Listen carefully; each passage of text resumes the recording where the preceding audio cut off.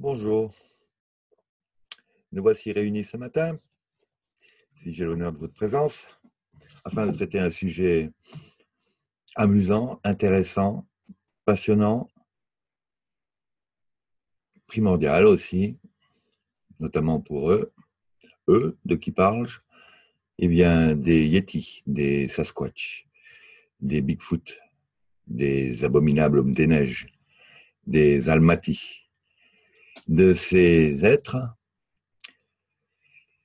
qui échappent à toute preuve de présence et toutefois ne cessent de se faire légèrement remarquer par certains d'entre nous. Qui sont ces Sasquatch? Ces Sasquatch sembleraient être une race humanoïde que vous connaissez assez bien. C'est l'abominable homme des neiges, c'est ces personnages de taille assez gigantesque parfois, dont on ne voit que de furtives apparitions et dont on ne se rend compte de la présence que parfois que par leurs manifestations sonores, voire physiques, mais indirectes.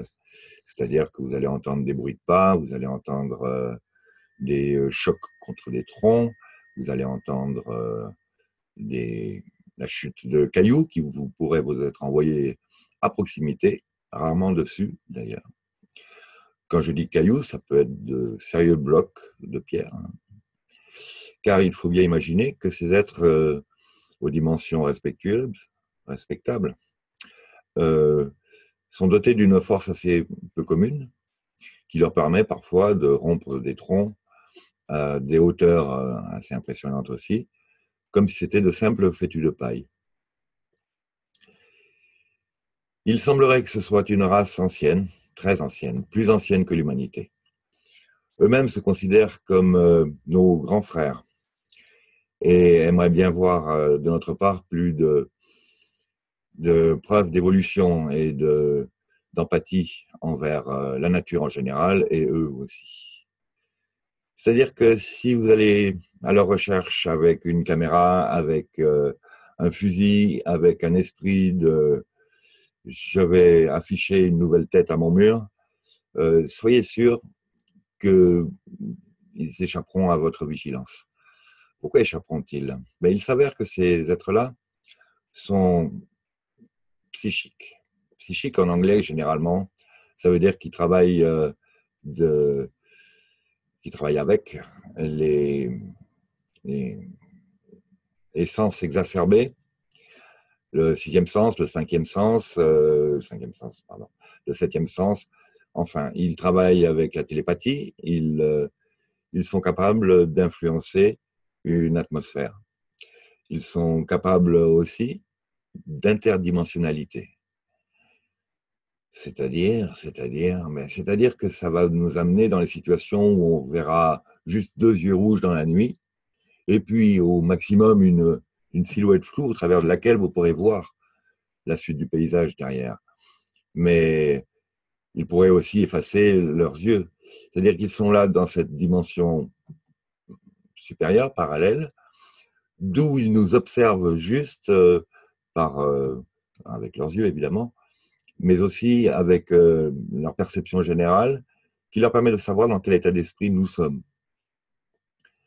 Et qui leur permet aussi, cet endroit-là, cette situation, d'être hors de portée absolument de toutes nos velléités agressives, ou pas d'ailleurs. Mais bon, en général, quand ils en sont là, c'est soit par timidité, soit avant un premier contact, soit pour rester hors de nos bêtises.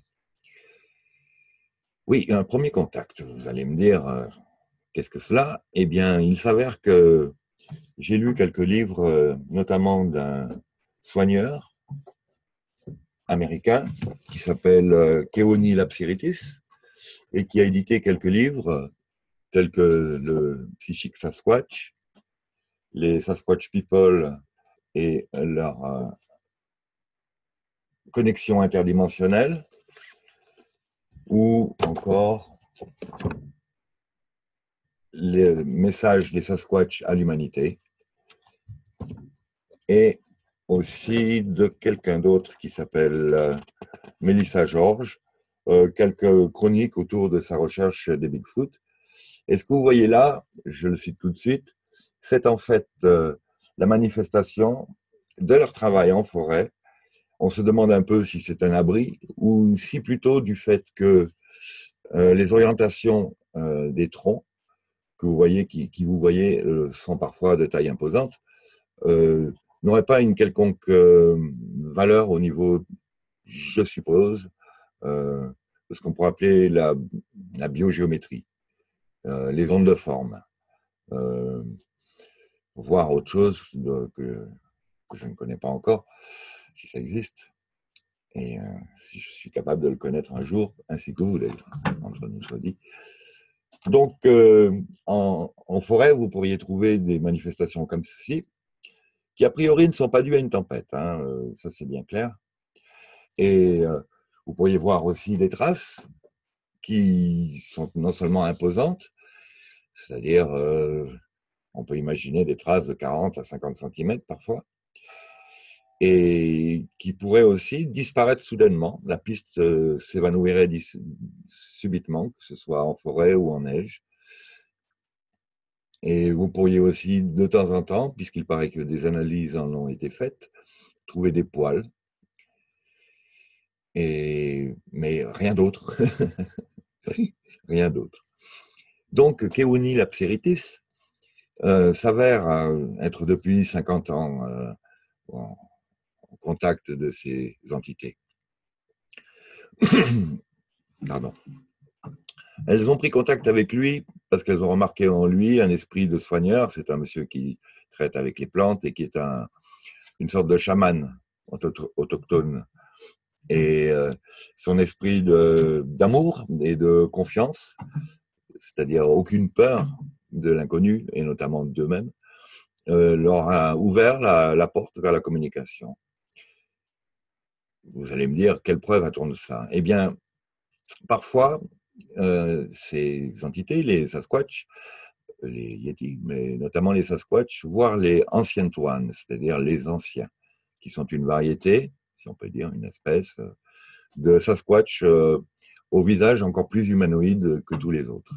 Il faut savoir donc que toutes ces entités sont un peu divisées en quelques groupes, donc Bigfoot, Yeti, Sasquatch, non seulement suivant la localité où ils se trouvent, mais aussi suivant leur qualité d'être.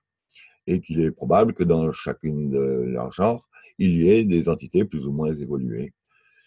Car on a parfois des rapports qui traitent d'agression avec des gens très très effrayés de leur contact ou presque. C'est-à-dire, ils sont dans leur cabane de nuit, comme ça, et il s'avérera que le Yeti va taper contre la porte, griffer les portes, jeter les cailloux sur le toit, contre les vitres ou contre les murs. Il va aussi se servir dans votre garde-manger ou votre jardin. Il va pouvoir faire des ponctions dans votre élevage. Et donc, vous n'allez pas apprécier tout à fait ça. Il faut dire que leur capacité interdimensionnelle leur permettrait à la limite d'être à l'intérieur de votre petite cabane sans aucun problème. Et que s'ils en restent à l'extérieur, je subodore que c'est bien pour vous montrer que c'est juste notre présence qui est indésirable, c'est pas notre réalité. Et que peut-être même notre état d'être pourrait, en changeant, arranger les choses dans la relation. Donc, je reprends comme preuve, eh bien, Keuni, un jour, était fort bloqué du dos. Je crois que c'est suite à une chute. Il avait même pris rendez-vous chez un docteur afin de faire des radios et de voir pour une intervention future. Et donc, il fait sa radio, il rentre chez lui douloureusement, il se couche, il n'en peut plus, et il fait un appel général par télépathie.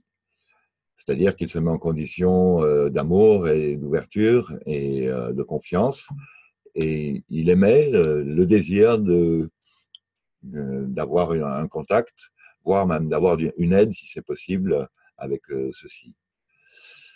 Dans la nuit, il va sentir qu'il est environné autour de son lit de personnes. Il va aussi voir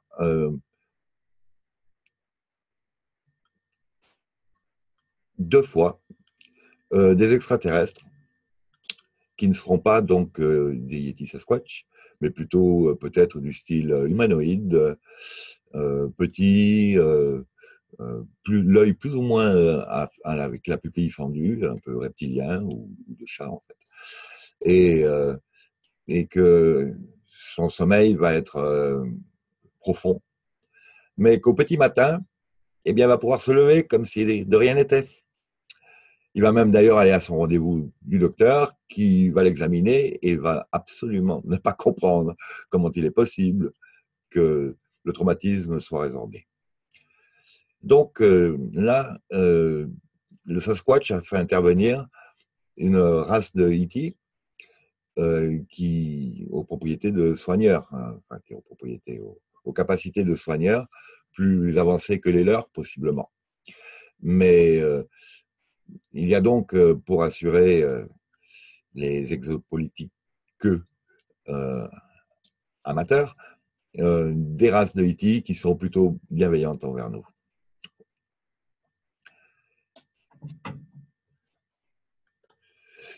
Comme autre preuve, certains chamans, dont des connaissances de Keonilapseritis, ont reçu des messages écrits de la part de ces entités fort chevelues. En fait, ce ne sont pas des poils, ce sont des cheveux qui les couvrent sur tout le corps.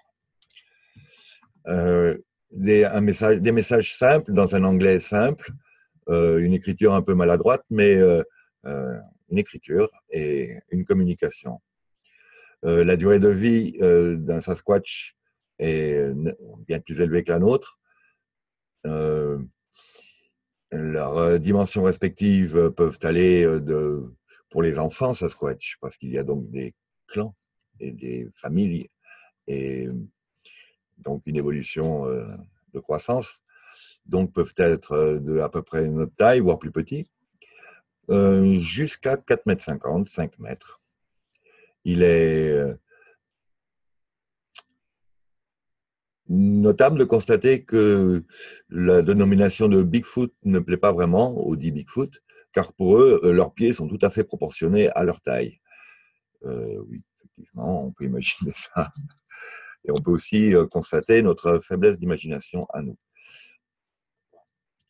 Leur message principal est que tout va très très mal entre la Terre et l'humanité, et que nous ne sommes vraiment pas assez nombreux pour l'instant à s'en rendre compte et à œuvrer afin que les choses se réparent.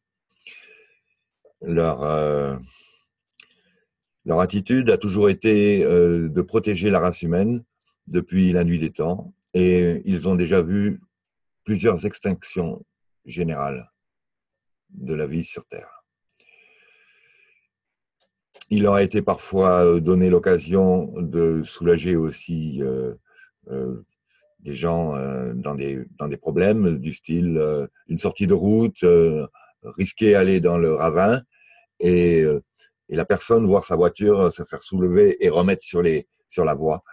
Euh, il me semble, mais je ne pourrais pas en certifier parce qu'elle-même ne l'a pas dit, que Raonikild, qui fut ministre finlandaise ou norvégienne, je ne sais plus, de la médecine, de la santé, et qui nous parlait de ces rencontres interdimensionnelles, de ces surveillances et de ces coups de main qu'elle a eu reçus, puisqu'un jour, sous la neige, quasi embourbée, enfin, en se déplaçant avec son véhicule, un élan, me semble-t-il, a soudain bondi et allait tomber sur son pare-brise. Et elle l'a vu, cet élan, se faire rattraper en l'air par, on va dire, une main invisible et se faire déplacer afin d'éviter la voiture. On, on peut imaginer que des gens donc, comme Raonikild, excusez-moi, et Kevoni Lapsiritis, des gens qui ont donc une attitude positive envers tout le monde et eux-mêmes aussi. Eux-mêmes, j'entends les espèces exogènes non humaines, sont choyés, sont surveillés, protégés.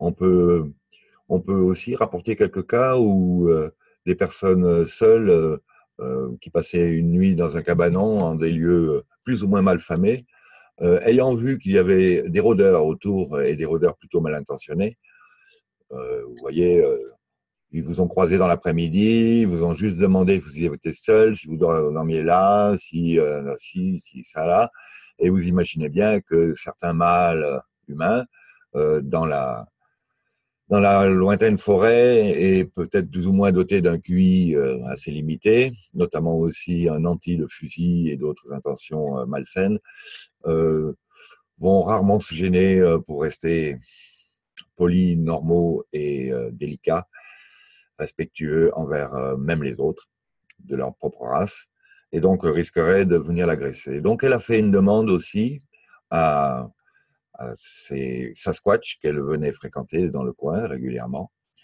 Et ceux-ci lui ont retransmis télépathiquement que c'est bon. Elle pouvait se coucher sans craindre quoi que ce soit, qu'ils allaient veiller sur elle.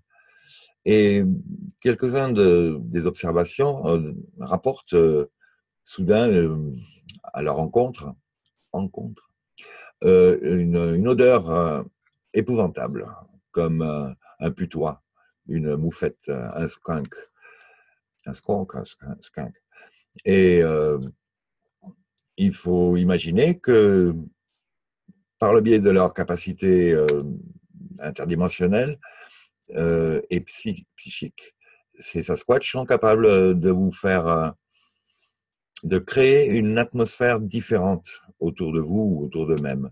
C'est-à-dire qu'ils peuvent vous mettre dans une atmosphère de frayeur monstrueuse, d'angoisse. Et quant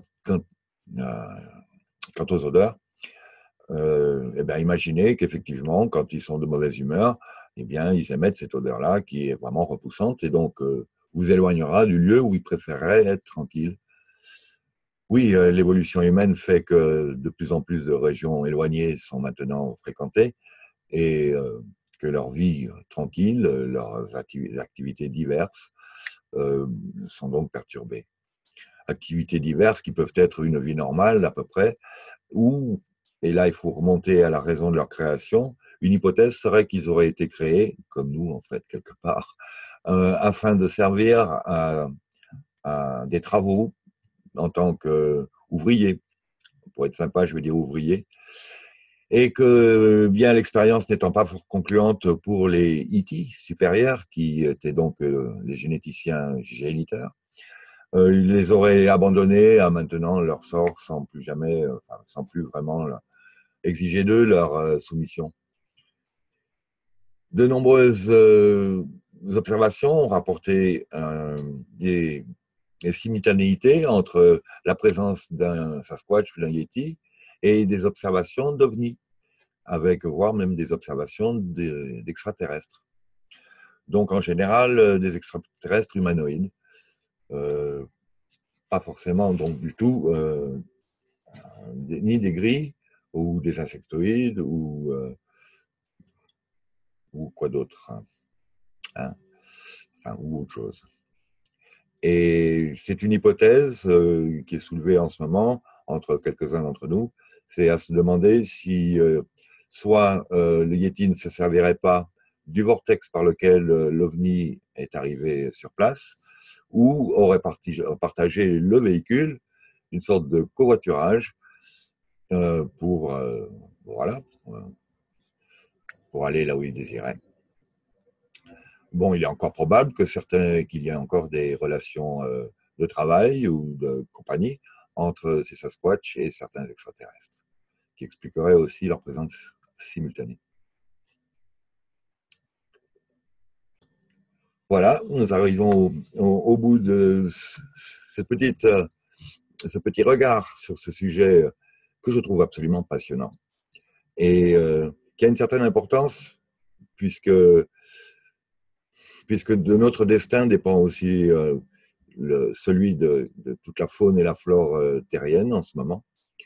Et que nous avons là des aides qui seraient complètement prêts et disponibles à nous amener à une évolution bien séante, que j'espère globalement que je vous ai intéressé à ce sujet, et je me permets de vous dire que j'habite en campagne et que j'aurais adoré pouvoir vous confirmer par moi-même qu'effectivement, tous ces contacts sont non seulement possibles, mais effectifs, et que j'aurai l'honneur et le bonheur de pouvoir en jouir parfois, sans vouloir imaginer que je sois si important que ça, hein, tout de même.